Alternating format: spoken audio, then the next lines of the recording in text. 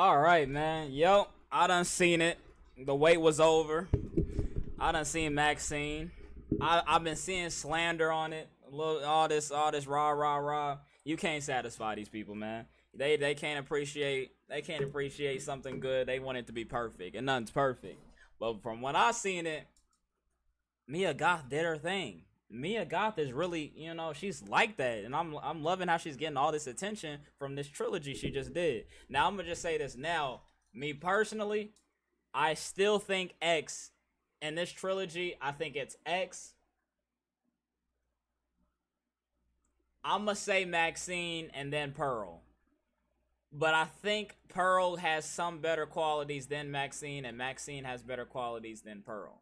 But still, X, as in like a horror film, it's like it's just got the gruesome, it's just got all that. So X is still, X is at the top. But still, I don't know why people be expecting, like me, how I think about it, like it's a trilogy. So don't expect one of the movies to just be to outshine in every way everything else, if that makes sense. I don't know, some movies can capitalize like that, but like I'm not expecting, oh, Maxine come out, it's supposed to kill all the other movies basically, and excel and get like an A+.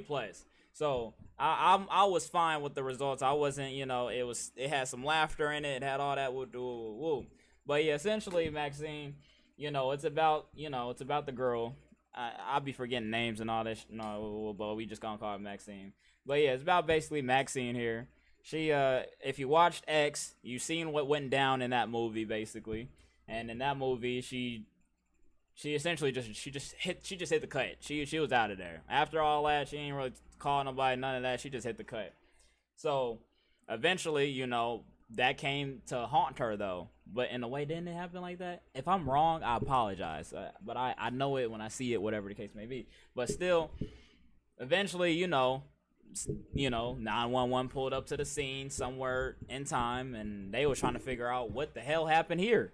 And essentially, yeah, Maxine is essentially the only one who survived that whole incident. She was the only one to survive. She ain't really getting on it. So they're like, okay, somebody eventually caught 911 knew about it, and eventually somebody else caught wind of it too. And that was the one dude who you just kept seeing in the cut, and he was always there just to be like, yeah, you gotta pay for your sins and all this. Woo, woo, woo.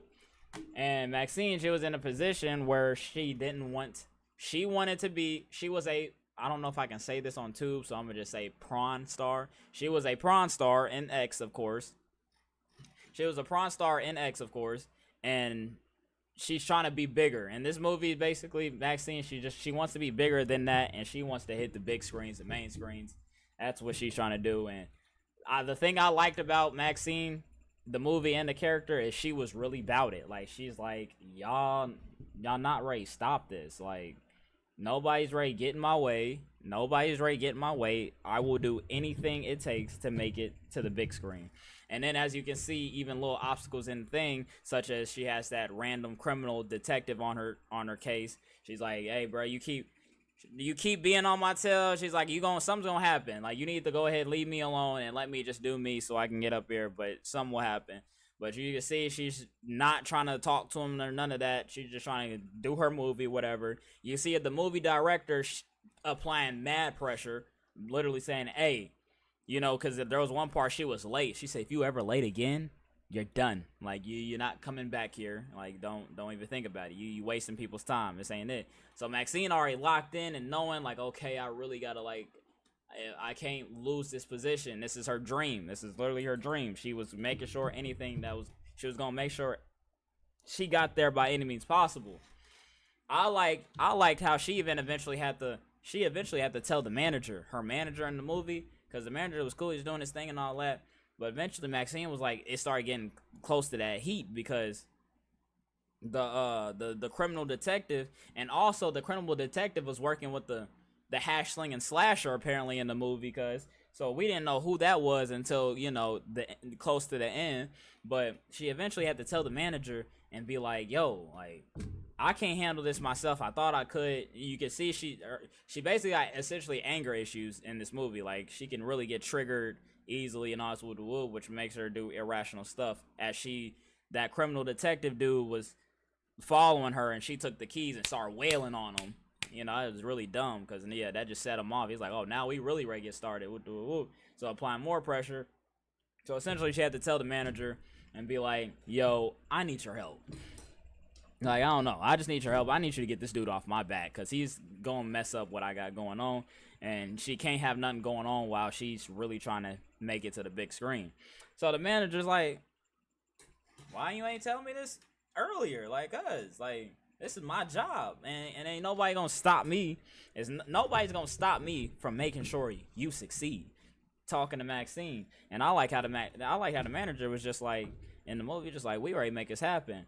Don't worry about it. So eventually, you know, this manager really was a manager because this manager made happen. His manager set up the whole scene to where basically, if you watch it, he got the criminal detective knocked off.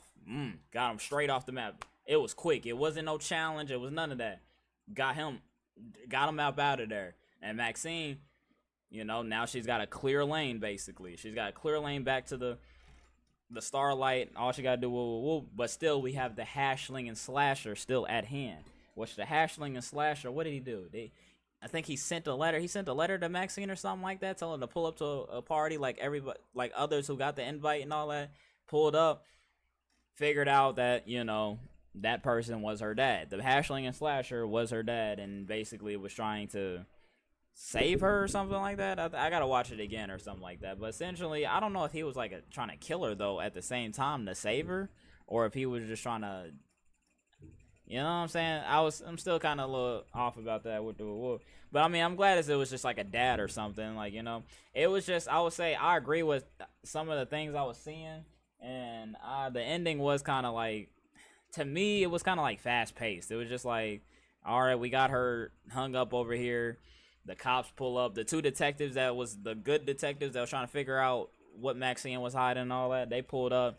They essentially just knocked everybody off. Boom, boom, boom. All that. Just do that. And then, chase the dad because he was the ringleader of all this.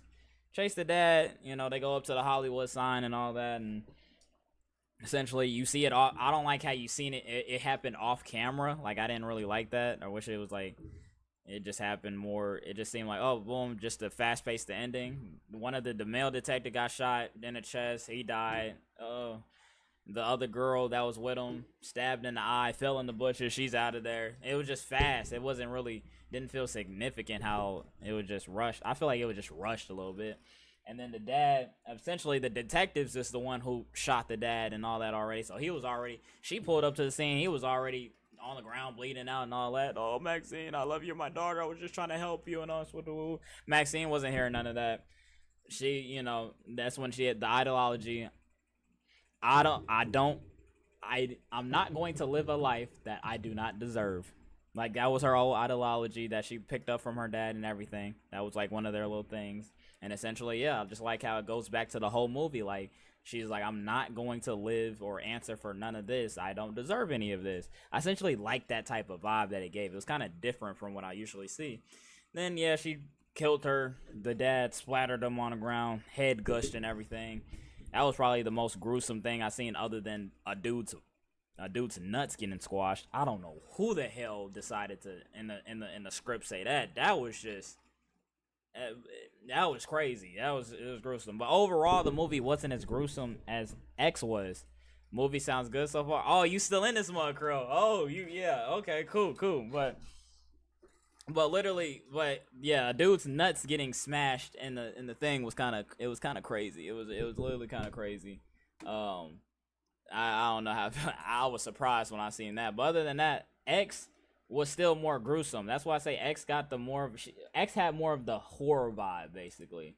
Like, X had more of the horror vibe. The kills was just way more gruesome and all that. Maxxine, she didn't have that. It came up short in some areas, but like for the plot though, it helped connect everything. Because essentially in Pearl wasn't able to live her dream basically, and she put that. I think that's how it went. Pearl was because a whole different character. It was that old lady, but she couldn't live her dream, and Maxxine was able to fulfill her dream basically. And Maxxine in the ending basically she continues to do the movie. You know, she has a clear path. She ends up being the big star. You know, with the whole dad incident on the news, that was the ringleader dad. So she's getting all this notoriety and all this. Woo, woo, woo. And you essentially also seeing like in Hollywood the dark side of it also, like what be going down behind the scenes for people to really, well, that for people, some people's experiences to hit, you know, that next level. And I like that little interview or part where the interview was just like, you got any advice for other people trying to be in that position? And she's essentially like, just don't get, you know, do what you got to do. That's basically what it is. Do whatever you have to do if you want to make it like that. Like, you got to be prepared to do whatever. Like, you can't be, you know, thinking all that. You thinking, oh, I don't have to do this or I can submit. No, you got to do whatever it takes. So I essentially like that little message in that. Because, I mean, at least in a Hollywood standpoint, that's really what it is. A lot of these people in that area, you got to do whatever it takes to get to those peaks, basically. But other than that, Maxxxine, to me, I loved it. I'm gonna see it again. I will see it again if somebody wanted to see it again. I'd see it. Definitely copied it. On DVD. Yeah, I don't. Other people was just like, oh, this movie was disappointing as hell. This. Cause you can't satisfy these people. Cause we in 2024. Cause all these movies is essentially just get trashed. Oh, they're just not. The horror movies aren't the same anymore. They're running out of ideas. Man, don't listen to all that. I appreciate what somebody's trying to make and give. Some movies can be trash, but Maxxxine is not one of those movies. Mia Goth did her thing. She's like to me, she's like the hood version right now of Jenna Ortega, but she's getting a lot of notoriety right now, as she deserved, because in X she did her thing also. So to me, Maxxxine, I'm gonna give it a 7. I'm not sure. I ain't gonna lie. I'm not sure. It ranges from 7, 7.5. I would say a 6.9. 6.9 to 7.5. I'll give it that. And that's still a good rate. That's still a good rating to me. But yeah, that's Maxxxine for you.